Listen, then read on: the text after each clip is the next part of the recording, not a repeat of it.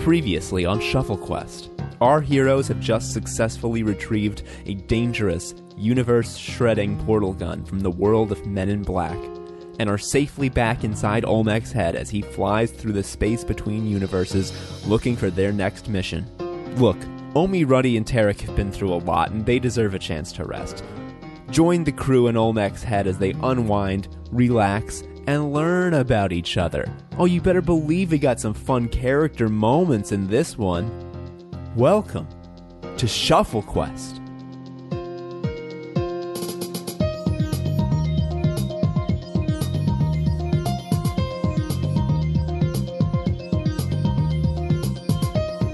Hello, welcome to Shuffle Quest. Oh boy, if you're listening to this in order, we've just completed our first arc, sitting on Chrome in the Men in Black universe. If you're listening to this out of order, it's going to be very confusing. You won't know what's happening. It's a plot-based show. Hey guys, it's been a while since we recorded last.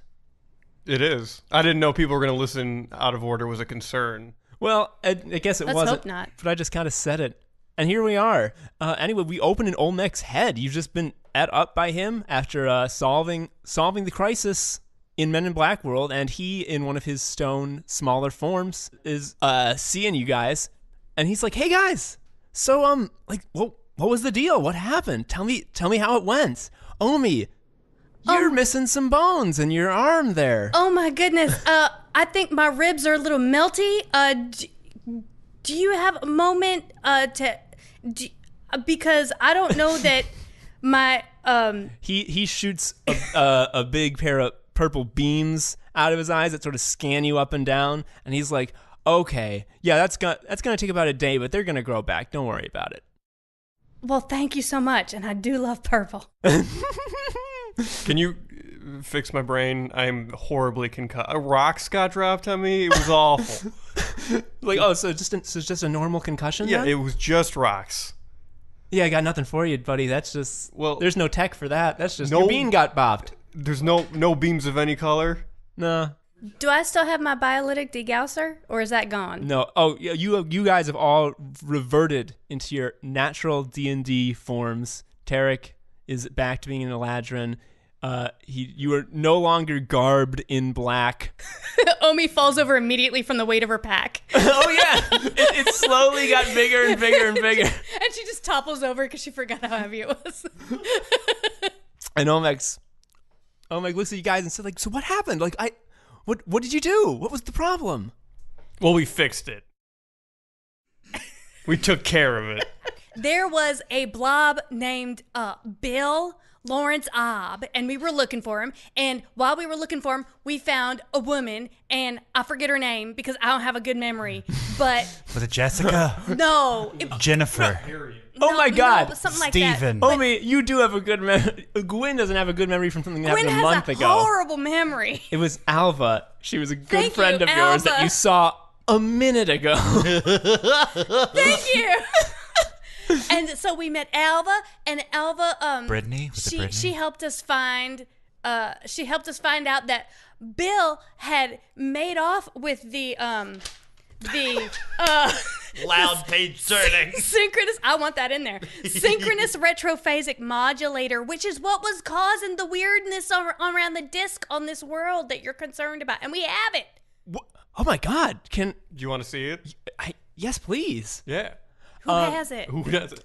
You were the one who scraped it off of Bill's exoskeleton, so you would have it. Here. He takes it and he's like, "Wow, oh my God!" And this is a little wrist mounted chrome thingy. It hasn't changed going into his head, and he does that purple beam and scans it up and down a few times, and he's like, "Oh my God, this tech is the same kind of thing that I use to go through worlds." I mean, it's a crappy facsimile. I can see why it would, tear a universe apart. It's very crude, but Is it from where you're from? Is it from there? No. It's from Men in Black world. But I'm shocked that humans in any universe could do this. You know what? And he scans it a second time. It's like, if you guys give me a couple of weeks, I can make this safe. If you think that would be useful in adventuring, to have a portal gun. Would that be I cool? do. I do. think it I mean, would. as long as you're okay with us having it. I mean, oh my god, my buddies. A couple of weeks. I thought you were like an all-powerful head thing. Yeah, Why is it taking you a couple of weeks? Oh, Terok, don't be antagonistic. I'm not Like, trying- well, I I'm just, gotta curious. fiddle with the circuits. I gotta make sure I solder correctly, and Look, you gotta trust the process. I'm just asking. Hey, do you want it done fast? Well, Fast. which one? I want it fast. You Or only under get budget. one. Or under budget. That is- That's yeah. it. Thank do you. you want them to be good at their job and nice to work with, or do you want them to be on time and nice to work with, or on time and good at their job? You only get one. You only get one. You guys forgot the most important part. What's about. So the president of the United States of America is involved in a globalist conspiracy goodness. with reptilian aliens to destroy the world and Olmec, make frogs gay. that? No, Olmec. Yeah, that came up it's a all right. lot. Can you tell us more about that? Yeah, that's pretty much it. That's the gist of that. Okay. Yeah. That That's- world was crazy. I don't want to ever go back. That shit was hey, cray. Don't worry about it, you Did guys. they say that back then? I don't remember. Because you got the item that was causing the instability. That world's locked down. It's safe. You're never gonna have to worry about it again. That it's self-contained. If you don't want to go back, no ripples, no consequences. They're all safe now, It's right? safe. Terok. They're all safe because that was the whole thing, right? We left Terok's bow behind. Oh no, that was just his a hammer. fling. Oh. No, she's No. talking about the dude I made out with right before I left. B-A-U. Yeah, that was just a fling. You know, I gotta have my pops, right? Oh, but People the say way- that. the People way- say that still too. do the kids still say that? Kids still say that? Did they say that back then? I gotta have my pops was back then, right? Yeah. I found this thing too. It's just I didn't know what the symbol was, but Goblin Joe's like a little tracking device that tracks outer dimensional stuff. It was crazy with lights when I scanned it with this, so I don't know what this is. I mean, he takes the card from you, and if you don't recall, it's a card with a four-pointed red star on it that basically gave Claudia Rudinsky, the lizard woman, a tip to go and infiltrate Men in Black headquarters and learn where the portal gun was being held. And as Olmec looks at this, he's like, so this is from another universe. This wasn't from where you were. Is that what you're telling me? Well, all I know is, Goblin Joe can explain the device a little bit. He basically made this thing where he could track sort of rifts and disturbances, and that's how we kind of found her hideout. And that card was like covered in that spectral stuff. Is he here? Goblin Speaking Joe? of Goblin Joe, is he? He's is he like around, or Yeah, or he's his kind stuff? of- Is his stuff around, or just his stuff? Is his stuff anywhere around here? We could find that. Maybe. I don't know. That's a good question. Yeah, Olmec points. He sort of crawled over into that corner and took a little nap. He's right there. great. And he points him out. Is his stuff over there?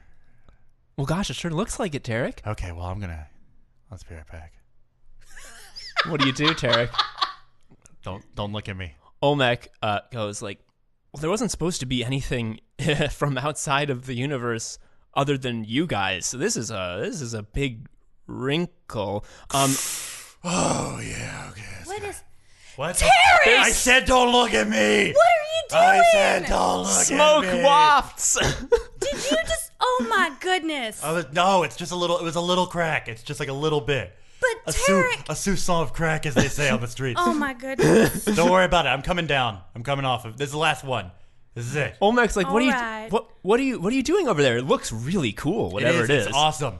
It's super cool. Olmec, no! Olmec, do you want to have more friends? No! And get more things done? Do you want to get that thing finished faster than a couple of weeks? Yes, Try I would some- love that. I don't know where to put this pipe. Where do I put? Do I hurl it into your throat? I don't know where. Olmec says no to drugs. Not very convincingly. Yeah, that was very unconvincing. Thanks for hand waving that scene. Olmec says later to Anyway, drugs. Olmec activates. Says not just this moment. He activates two other stone versions of him along the wall that walk up. Each of them one of them takes the portal gun, the other one takes the card, and he's like, I'm going to send myself to go and do some work on these, do some research. Terry, text the crack pipe into one of them and goes like, "You just take that for me."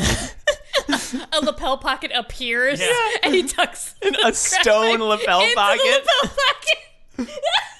It's D&D, baby.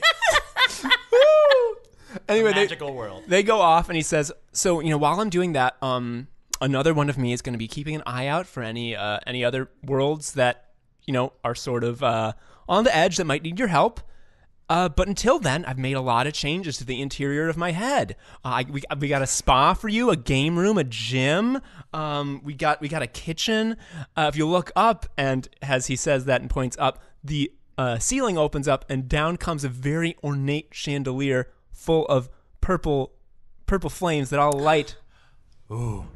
I love purple. I know, Omie. I'd added it a lot to the color scheme because of you, and Oh, Olmec, that's so sweet. I really like you guys, and I think that we could be friends. If Terok starts jumping. Oh my goodness, he's high. Oh No, my God. I'm jumping. I'm jumping.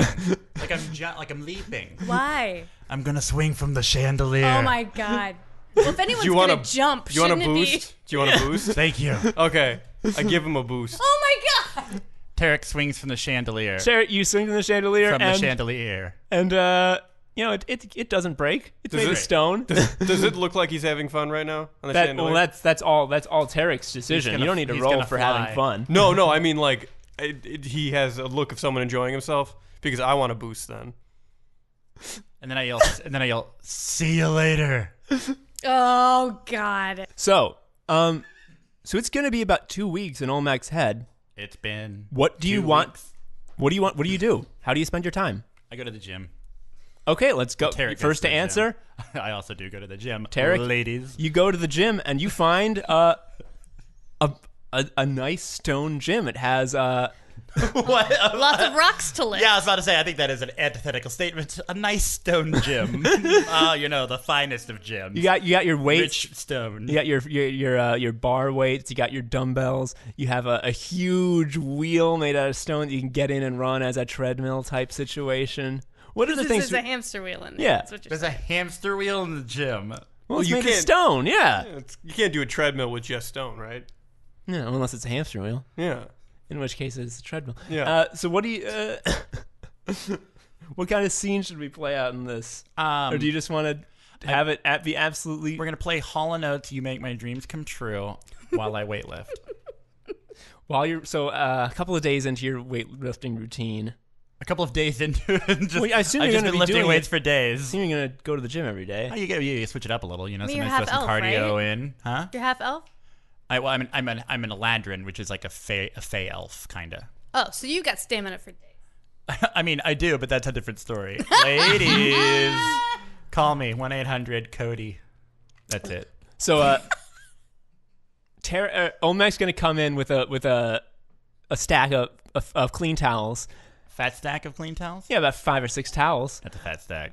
And he's gonna say, "Oh, Terok, so I've been thinking a lot about what you said when I first, I guess, kidnapped you. Let's call it what it is. And Yeah, please.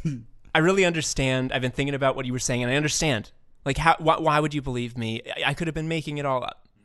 So let's be straight. Let's match. You're doing something for me. Let me do something for you. Let's match. Let's meet up.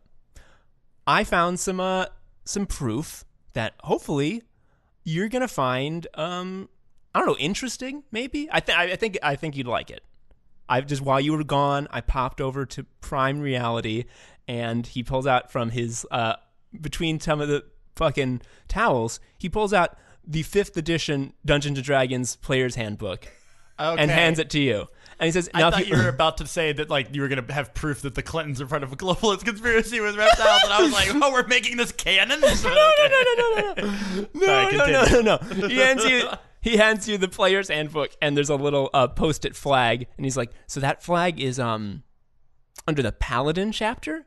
And I think that if you'll look there, you'll find a lot of what's written there. You'll find extremely familiar about your own development as a warrior and servant of your lord.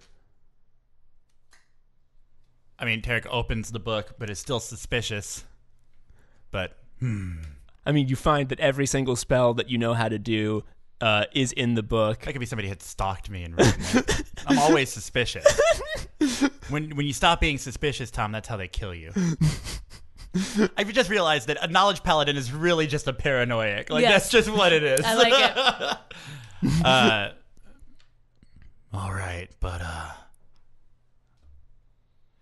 for those at home, I'm gesturing at Tom with a finger. Tom is playing With Olmec his in this pointer finger. situation. With my pointer finger, like a pointer sister. But I'm watching you, buddy. That's fair. All right. Okay, Could Ruddy. you hand me that rock over there, please? He hands you a rock. It's the 20. It's the 50-pound rock. Yeah, I was about to say 20-pound rock. No, I'm a paladin. yeah. I'm lifting above 50. Thank you. Omie or Game Ruddy, what do room. you do with your Game time? room. Game room. I need to see these rock games. I can't wait. I know, right? Come on, what are these? You go down to the game room, and there's a big there's stone foosball.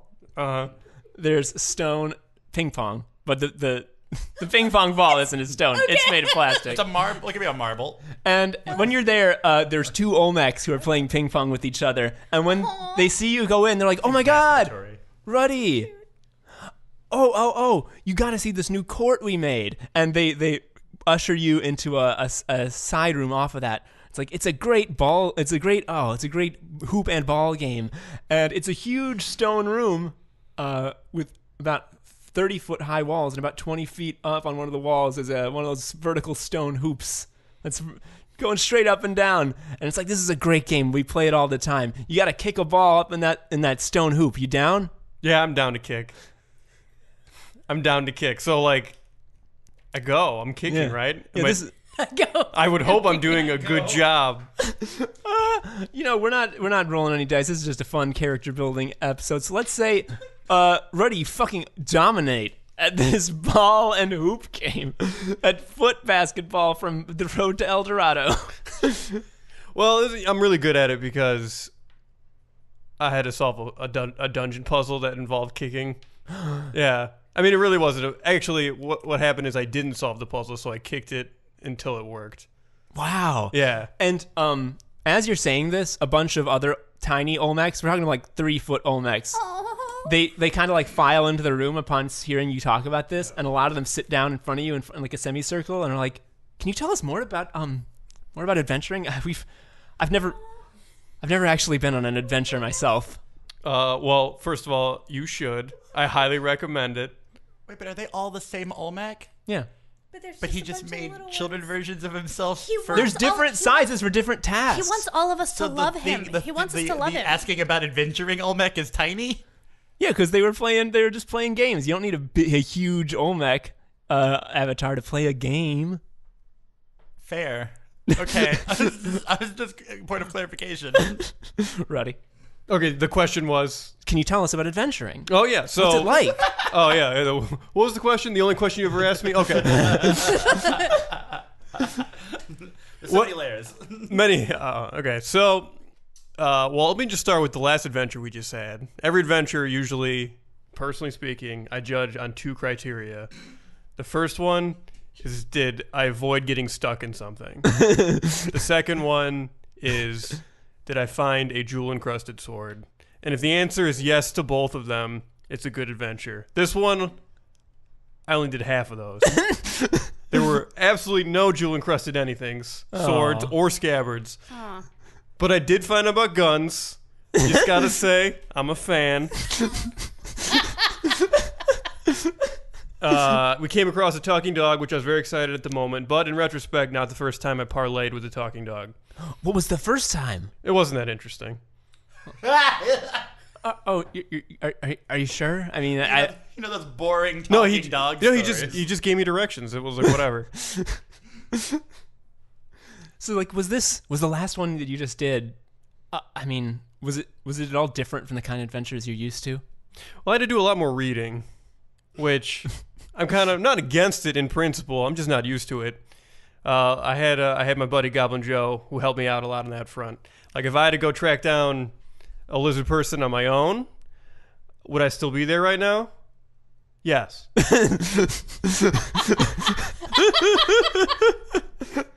That's pretty cool. I mean, God, it's hard to go on an adventure when you're a giant stonehead Can you like just like split yourself off and send like satellite versions of you on little quests? Oh no, the little me's we can't leave. We're interior head only. Well, why don't you just make a small dungeon in the head and have you guys do like practice dungeons? One of the Olmec that's been saying this the whole time, a stone tear comes from his eye, and he gives you a big hug, and he's like, "I would love that." Do you want to go on a practice dungeon run with me? Can you design the dungeon as if you were some sort of dungeon master? Yeah, I can do that. Beautiful. This is the gayest thing ever. I love it so much. Omie, Jesus Christ. what do you do with your time? Olmec, I really do appreciate that you've made all these different kinds of rooms and you've been so accommodating and all the purple. But I just have one request. Can I visit the chamber where you're keeping Altea's body? He gets quiet. He gets a little less like jovial. He's like, "Oh, of course. Do you need some privacy?" Yes, please. Okay, I'll make sure all of my me's are gone. Come with me. I'll take you to the room. Thank you. And so he takes you to sort of the main room. He puts his hand on the wall and opens up a door inside his little elevator. And he says to you, like, before I start this, would it help if I, like, asked you to sit down and close your eyes? Are we about to move really fast? Not really fast, but, in a sort of up and downs ways. An uppy down? If we're doing an uppy down, I need to sit. Okay. So you sit down, and the elevator starts to And move. she closes her eyes. The elevator starts to move, and you get to the... feel like you're going downwards for about 15, 20 seconds. The doors open up, and down here is a room that's a little less stony and primitive than the rest of Olmec's head. I mean, it's still mostly made of stone, but there are some sort of like screens and gauges. There's sort of like a 3D holographically projected image of like some molecules and shit. And in the center of the room is the stone sort of platform that Altea's on that is covered by a sort of like a glass coffin top, like talking like Snow White looking kind of business. And there's Altea, and he's like, so I'll give you a moment if you need that. He steps back in the elevator. He just says, and he points to a button as he's going, like, just press this button when you need to leave. Thank you. And he goes back up. All right, Omie walks into the room, and she takes a moment. She takes a deep breath, and then she walks up to the stasis chamber where Altea's body is. She puts a hand on it, and she looks down at Altea. Altea looks perfectly preserved, youthful, just how she remembers her from, 4 days ago? Yep. When she was still alive. Yep. And Omie takes another deep breath, lets it out, and says, Altea, I feel like you're the only one I can talk to about this. I blew up a building full of people and I don't know what to do. Altea says nothing. Omie is consumed with guilt. She doesn't know if anybody was in that building that she decimated by accident in the Men in Black world. She doesn't know if anybody was hurt or if everybody was out safely. She knows nothing, and it's really bothering her. Well, you do know that the guy you punched definitely died. But he was a bad guy. Yeah. You also know that you died. Yes. There's also that. So she takes another deep breath, gets control of herself, and says, there's something else. When I was using those super knucks, they had a name, automatic allomantic matter condensers. And when I used it, The paper sound is her doing origami. It's on purpose. I want it in there. We're keeping it. I want everybody to know that I take notes. I was using it, and there was a time when there's a recoil when I use it, and it sent me backwards so fast and in smashing through so many buildings, I think, if I remember correctly, that it broke my spine and I died. But then because I was with Alva, who has control over time, she was able to reverse everything and bring me back. But I know now what it's like to die. And that's got me kind of fucked up. I don't know what to do, I'll tell you. Terok walks out of a tunnel in another part. Yeah. Oh, hey, sorry, I thought the sauna was... That's why I'm only wearing this towel. Hey all, it's Tom, your favorite GM here, the best GM. Thanks again for listening to Shuffle Quest. I can't believe you do. We all put a lot into this, and it means a ton to actually have people care about it. So thank you so much for doing that. Some news for me. In 2 weeks, Arc 2 will officially begin. I will reveal the setting and the special guest NPC next Wednesday. But until then, please guess on Twitter where you think the next arc is going to be set in with the hashtag ShuffleQuest. Your one hint, it's anime.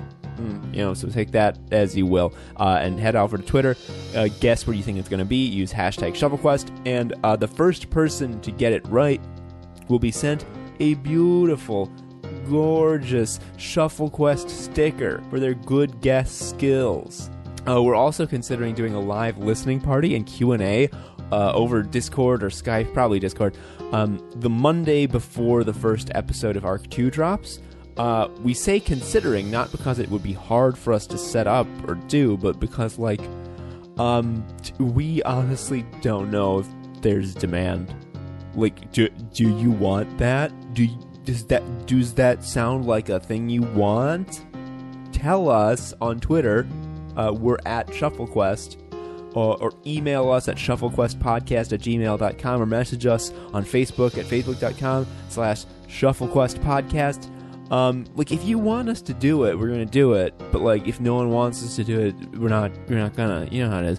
Also, and of course, if you want to support the show and also get cool bonus stuff like bonus episodes, early release episodes, ShuffleQuest t-shirts, signed ShuffleQuest posters, and more, you can find us on the crowdfunding platform Patreon at patreon.com/ShuffleQuestPodcast. Thank you so much to our new patrons this month: Jennifer West, John S. You didn't put your whole last name, but I know it's you, John. And last but not least, my actual mom. Hi, I love you, Mom. Sorry this show has so many swears in it. Thanks to your support, we are cash neutral now. We are no longer losing money to produce this show, which is so good. Oh, I love it. And hey, if you can't afford or don't want to pay money to a dumb podcast, that's fine. I get it. I don't pay money to most podcasts. But you can just help out by spreading the word about the show. Tell a friend who you think would like it. Tweet about the show with the hashtag ShuffleQuest hashtag, or review the show on iTunes. Help get that word out. It'll be a huge help, and we'll really appreciate it. Anyway, that's me. Back to the show.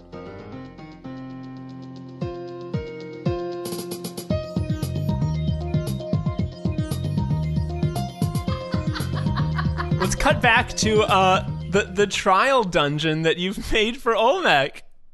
Oh, Ruddy, what's it like? What's the gimmick of this dungeon? The gimmick? Well, okay. The dungeon's gotta have a gimmick, otherwise it's just like room.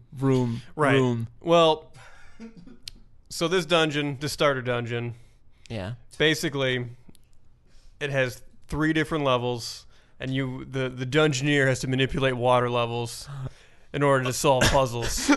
Okay, I love it. Okay, so Olmec's gonna start off. He's made himself a little stone sword and shield. All right, I'm making Goblin Joe is also the big bad in the dungeon. Oh, you actually haven't seen Goblin Joe really? since that first day yet. You don't know where he went. Fine. Okay, then I'm the big bad. Yeah, you're the big bad. So Olmec is going to walk into the first chamber. He's gonna find it full of water. And he's just made of stone, so he's just going to walk straight through as though there was no impediment whatsoever, and open that first door, bypassing all the switches that raise and lower the water level, and go down to the second floor. And what does he find? More water. No enemies or anything? Intricate. No, there's like boxes. They're all floating at the top, pressed against the ceiling, and then there's like a bunch of pits in the ground that he has to like put the boxes in the pit. No, he just walks on the solid ground, gets to the final door, goes down to the 3rd floor, and what does he find there? I mean, I guess Yer must be there. Well, he's got to climb a ladder to get up. Oh, he has to climb. He's underwater. Okay, so he climbs the ladder. She has not raised or lowered the water, and then what does he find? Oh, he finds me waiting there to fight him. He's like, all right, let's go. Wait, And is this the end? I immediately tackle him into the water. So you tackle him into the water. He sinks like, again, a stone. I wish I could have been a part of this fight. I would have loved it. And you're sort of bobbing up on the top. Yeah, and I just go and climb at the top of the ladder and wait for him to come up again. And I will continue to dunk him. He's gonna, this time when he gets up, he's gonna just basically just hold his sword out in front of him. All right, I kick it out of his hands, and then I push him in the water. He's learning. Don't aw. He climbs up the ladder a 3rd time and is like, I don't know if adventuring is that fun. Weren't there supposed to be puzzles? Yeah, you didn't do them.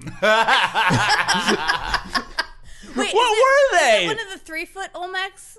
Yeah, no, it's like a 6 foot. It's like a human-sized Olmec. Oh, okay. I don't feel so bad anymore. It's just the size. The size directly influences how I feel about the How adorable it is. If it was a little 3-foot Olmec that he kept like shoving into the water, No, I'd be like, if he was that small, I would be fighting him on my knees. Or you'd like put your hand on his forehead and he'd just like flail his arms and not be able to reach.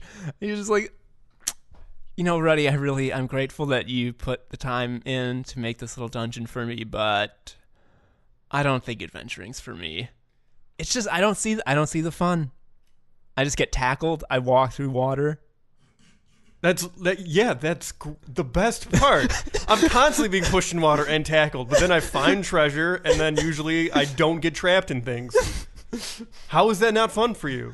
I mean, I'm already not really trapped in anything, and I can't- found a portal gun that you guys brought me, so I feel like I got it covered already. Well, I guess, but I still thought you were literally cheating. Okay. Terok wanders in. Oh. This isn't the sauna. Where's the sauna? Olmec says there never was a sauna. I'm already Do you leaving. need Goodbye. a sauna? So during this like 2-week off time, do the 3 of you ever talk to one another? I just did about a sauna, like to everyone. That's true. And I also spent one of those weeks wandering around the place in a towel looking for a sauna. Ruddy, where are you chilling when Terok meets you?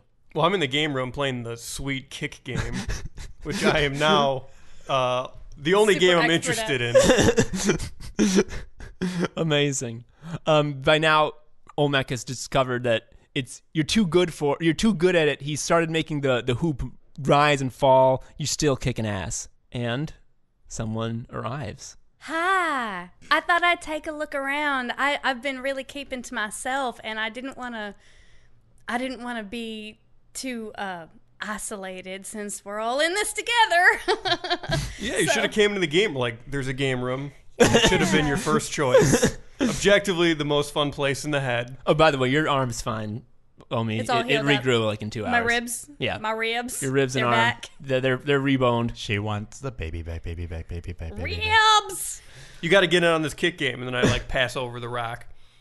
All right. She takes a nervous experimental kick. It goes all right, Yeah. but she hasn't been doing it for like 2 weeks the way Ruddy has. Yeah, so. like you bop it off the wall pretty close to the hoop, but it's not like Ruddy who's getting like nothing but hoops. There's no net on this hoop. Yeah, the It's trick vertical. to it, the trick to this game is you just only do this for 2 weeks, and then you get unbelievably good at it. And, Hey guys. oh, hi, Terry. Hi. Sorry to interrupt what I can only presume is the most boring thing imaginable, but Jesus Christ. I was having a good time. I'm sorry. At what point I was did doing having alright. no charisma not factor in? Right. Can Forgot about that. I Good point. get a hell yeah? Thank you. All right. I am playing the character appropriately. Moving along. People love shows where the characters have no charisma. They do. They do. Dexter was a great you're show. Right, you're right. Simon Cowell is a phenomenon. Some could argue House has very little. Anyway, enough of a walk down television lane. I'm still looking for the sauna. I thought it was going to be in here, but apparently nothing is happening in here. I kicked the ball over to him. Yeah, no. Although while all three of us are conveniently in the same room, and this is not at all pre-planned whatsoever, however long ago it was, time confusing, but we put a pin in the whole what was your name again? Ruddy. Thank you. We put a pin in the whole you being eaten by a golem before thing. Yeah, I don't know why you didn't believe me. I'm gonna need you to elaborate on that real quick. Well, Do it before I leave. I was just gonna wait till you left. I mean, good instincts, but not today. Well, I mean, golems are made of stone. You can't stab them with a sword normal like. Everyone knows that the soft spot is inside. So my plan. No, counterpoint. No, I don't believe listen. the golems have a soft point. I mean, that's the whole point. This is why. I think Ruddy would know. I don't think that anecdotal evidence takes precedent over factual information. Well, it worked. I killed a golem. Its insides not as hard as the outside. There you have it. Olmec, one of the Olmecs, was putting his head in the door, listening because he loves hearing adventuring stories, and he's like, "Did the column have any treasure in it?" Well, yeah, that's why I went in there. It had a giant ruby heart that was both its weakness and its treasure. No, I don't. This reminds me a lot of a fight I had with a warlock named Jenny McCarthy about anecdotal evidence versus real information, and it's really, it's really chafing. It's really chafing my braid. Oh my fucking how! The goddamned gall of a true InfoWars listener to lecture other people on like how to fucking judge facts. Hey man, knowledge is an ever-evolving system. The unmitigated gall of it all. In my experience, everything that you're battling has some kind of soft spot where you can attack it. I mean, Is it on a sampler? what? Sampler, like crochet. Oh, I thought you meant like a Like a- Whitman sampler, like Like a chocolates. poo-poo platter kind of a deal where you got like a lot of different options. Yeah, no. Because I recall a story where I had to go up against my personal golem, which was not an actual golem, but was just a your inner member of the demons? upper priesthood in my faith. And I found his soft spot, and to my guilt, I used it. But I did get what I wanted. Which was treasure, right? Well, of a type, yes. Yes. Very valuable, Well, but very invisible. So, I was going to say a goblet, but No. clearly an invisible one. all right. Well, I feel like Ruddy's feelings on invisible treasure is like oxymoron. Yeah, like, why fucking bother? well, this was a fun meeting of the First Wives Club, but I'm gonna leave now. Bye. Okay. So 2 weeks later, you get there's this bing bing bing big pinging sound throughout the whole head, and there's a whole head voice makes a reappearance and says, "Adventurers, I found the next place for you to go and save the day. Please reconvene in the main room with Terok's fun chandelier swing." Does please tell me like a fireman's pole appears in all of our rooms and we just ride the fireman's pole to the same place? "Well, now it does." No. Yeah, it doesn't name names at the top. I'm like a room over, but I still managed to take a fireman's pole down. I feel like we should rephrase the sentence. I took a fireman's pole down. Yeah. That's Yeah, probably, I think it's I perfect. made a erect dick of a fireman. that's a different cum. that's a different fan art. I think it's fine. I think it works just fine. Anyway, so you all slide down to the main room. To completion. From a Terok, God damn it. Terek's still wearing a towel. So, I was still looking. Omie is fully equipped and ready to go. Her pack is ready. Olmec, his like 9-foot tall form is there, and he's got a stone platform in front of him that's shooting up a hologram. And he says, "So hey guys, glad you're all here. So I found another universe that's in some serious danger. And I was thinking, why not have you guys go in and save it? And here's the deal. Here's what I did. Great timing because I just finished making some modifications to the modulator." And he pulls the portal gun out. And it looks like a little bit beefier. It has like extra metal like clamps on it holding it shut. It's got other I don't fucking know. It just looks like he's improved it somehow. And he says, "So I made the technology a little bit more advanced. I sort of throttled its power to make sure it never hit a dangerous level. So now you should be able to use this gun and have portals and not compromise the integrity of the universe you're in.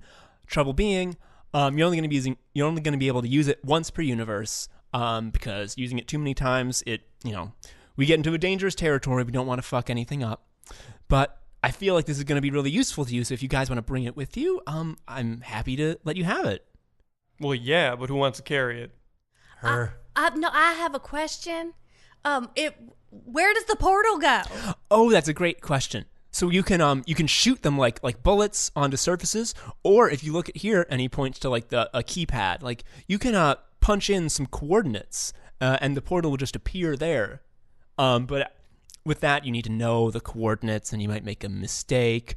It's much easier to just shoot it on things you can see. But if you need to go somewhere really far away, you can always punch in a coordinate, and the portal will just show up. So just for clarification, yeah, you can use it like the portal gun in Portal. Yes, but you can also use it to like if you need to go like 100 miles away, you can do that too. But we can't use it to like get back to Olmec. We still need to use the wristbands for that. Yes. Okay. You can use it once per universe in the universe to go to different places within the universe. Yes. Right. We couldn't jump back to home and take Altaya's body home. No, you could not. All right. Just kidding. And Olmec's like, also, I was doing some research on that card and that you gave me, Ruddy, with that red star on it. I cannot, for the life of me, figure out what universe that came from, but it was definitely not native to where you guys were. It's kind of been plaguing me this entire time that you've been hanging out in my head. Well, don't beat yourself up. Just if you can keep your eye out for anything else like this, if you can gather any more information about who might have, left something like this, if there's any sort of intruders from other worlds in the world you're about to go to, like, please make sure you keep track and relay it back to me, because I need to know this. You want to just keep an eye out for anything that's really out of place for that world? Yeah, yes, exactly. Yes, please. What about Nell? Well, who's Nell? My warhammer. Oh, are you missing? I named it after the Queen of Reba. Oh my god! Name's Nell. Oh my god! Oh my god! So, what am I gonna do about that? I think do you it's need- still back in Men in Black world. It's like, oh, do you need anything specific, or do you just need like a? I need a club? I need a warhammer. So Olmec, the big Olmec in front of you, is just gonna sort of like look around, and with his right hand, he is going to chop his left forearm and fist off. Just crunch. It falls to the ground. He picks it up. And he's like, will this do? I think it needs a handle. Yeah, it's kind of a... Okay, well, he chisels a handle. I mean, I appreciate it. A little less attitude next time, maybe. Olmec, but other than Just that, take it so we don't piss Tom off. Let's spend another 100 years on the fucking Warhammer. I'm sorry that it's a very integral part of the fucking system, bro. Yes. Okay, sure. I'll take this. Cool. Then let's get going to the next world. Really? Omie takes the sacrament. Okay, episode over. Thank you for listening to Shuffle Quest. As always, I've been Tom Harrison. I host the live monthly news satire show, The Skewer, the first Wednesday of every month. That's also a podcast if you want to check that out. And I'm on Twitter as @TomHarrison19. Terok was played by Cody Melcher, host of the hilarious Weird Books podcast, Tomfoolery, which the entire Shuffle Quest cast was all just on for the latest amazing episode. Go check it out. Cody is on Twitter @CodyMelcherESQ. Omie was played by Gwyn Fulcher, staff writer for the award-winning storytelling podcast Pleasure Town. She is on Twitter as @GwynValentine. And Ruddy was played by Joe Anderson, an unfrozen bogman. He is on Twitter as @Tarmac McCarthy. Our music was composed by Chuck Rios, and our art was drawn by Sean Bowers. You can follow us on Twitter, Facebook, and actually also on YouTube now. Yeah, don't know why you'd want to listen to a show with no visual component on YouTube, but you can now. And you can also support us, as ever, on Patreon at patreon.com/ShuffleQuestPodcast. Until next time, buds, keep it in the stratosphere.